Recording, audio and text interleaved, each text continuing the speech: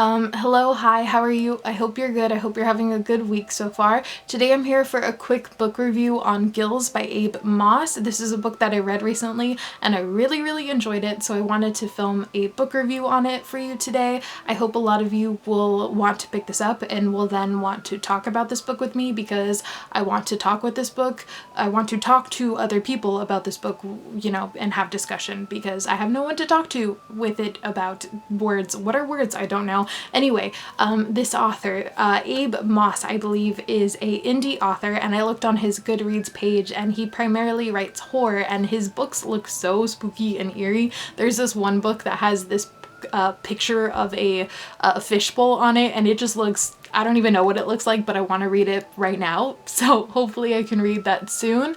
But yeah, he's an indie author, so if you're interested in supporting some indie authors, I highly recommend his book, or his books in general.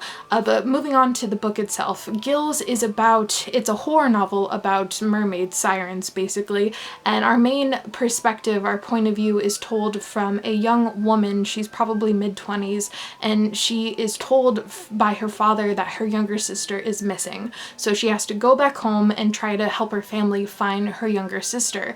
And it's with some backstory that we find out that the relationship between the two sisters is not there. I guess when the younger sister's parents separated, the older sister left, did her own thing. The younger sister stayed home and she became lonely, sad, and depressed, and, you know, turned to self-harm and whatnot, so definitely trigger warning for self-harm.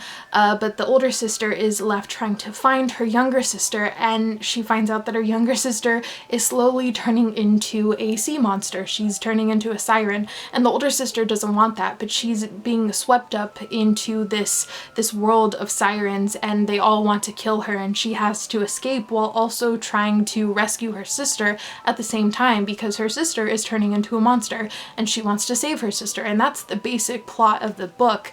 And I don't want to give you any more spoilers, but I will talk a little bit more about some things.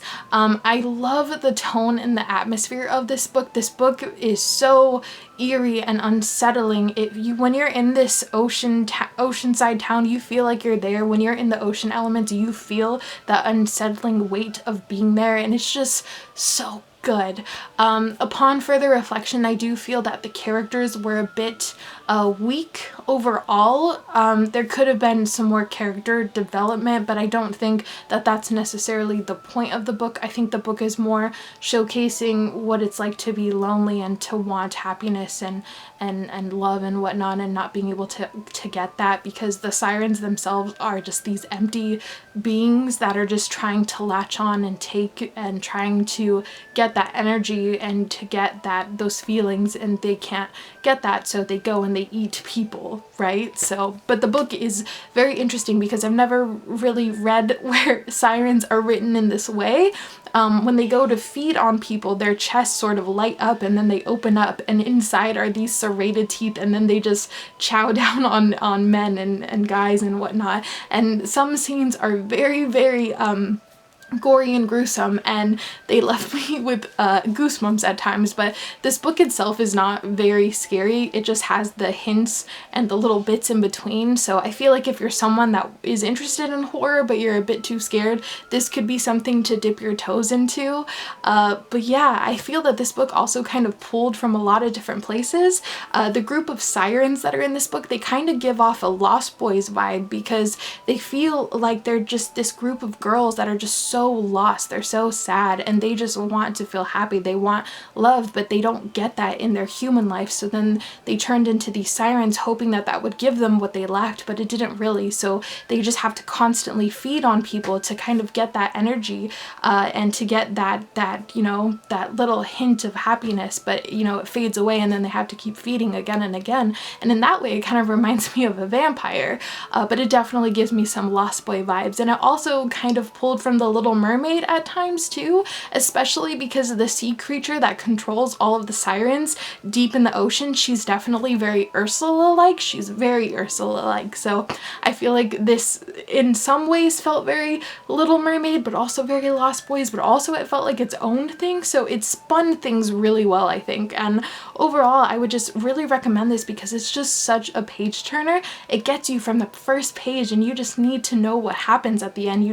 You also kind of root for this young girl to save her sister, and you know, do things end up well in the end? I'm not going to tell you, but it is one ride, and I hope that you enjoy it if you decide to pick it up. I highly recommend it. And I feel like that's another thing. I wish that there were more horror novels about mermaid sirens, because there's just not enough. There's just not enough. But I will recommend you, if you end up liking this book, I highly recommend Into the Drowning Deep by Mira Grant. That book is completely different from this book entirely, but it does involve killer mermaids, and it is so good. It's so good. But this is good too in a completely different way. So I recommend both.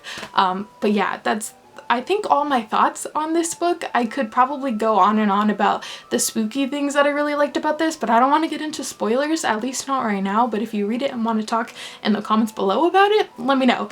But yeah, I hope you guys have a good one, and I will see you for another video very soon. Bye.